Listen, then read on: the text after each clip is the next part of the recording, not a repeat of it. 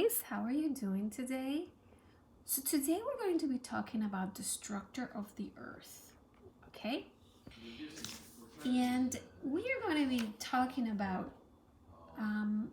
how basically we do build civilization with materials from inside the earth.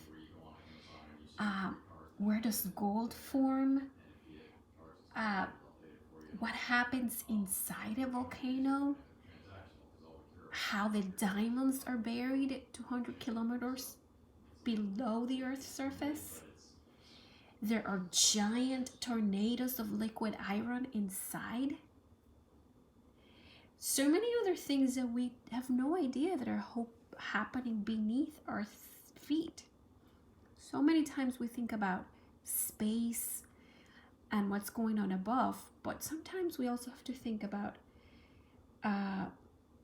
the forces that are trapped beneath the surface of the earth, and how can maybe explode and become our greatest enemy. But most of the time we see it as our greatest ally. Let's look at this picture here, because this is what I'm going to be focusing on. Just wanted to let you know, well, first let's go back here. Our Earth is a unique planet in the solar system and also in the known universe because it supports life. And Earth is not a solid piece of rock like an iron ball, but instead it is made up of several layers. Each layer has its own physical and chemical properties.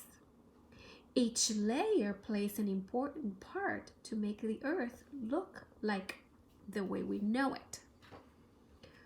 Our Earth is divided into 4 main layers, and they are the crust, the mantle, the outer core, and the inner core. The crust that you see on top, the little blue line up here, the very edge, this is the layer, it's a thin layer on which you stand on. All the mountains, jungles, and oceans you know are carried on this layer. It is the thinnest layer of the 4. This layer is 70 kilometers thick on land and 5 kilometers thick at some ocean floors. Then we have the mantle. You see here on the picture where it's showing that red part. And the mantle, this layer starts below the crust layer and is denser than the crust. It is 3,000 kilometers in thickness. It is mostly made of silicate rocks, rich in magnesium and iron. It is not perfectly solid. Okay, so in some locations it's a little bit melted. This is what they call magma. When this magma reaches near the crust, it erupts as lava from the volcanoes. Then we have the outer core. The outer core, it's in a liquid state at a temperature of 5,000 degrees Celsius. This layer is mostly made of iron and nickel. Both of these 2 metals are in a liquid state due to the intense heat.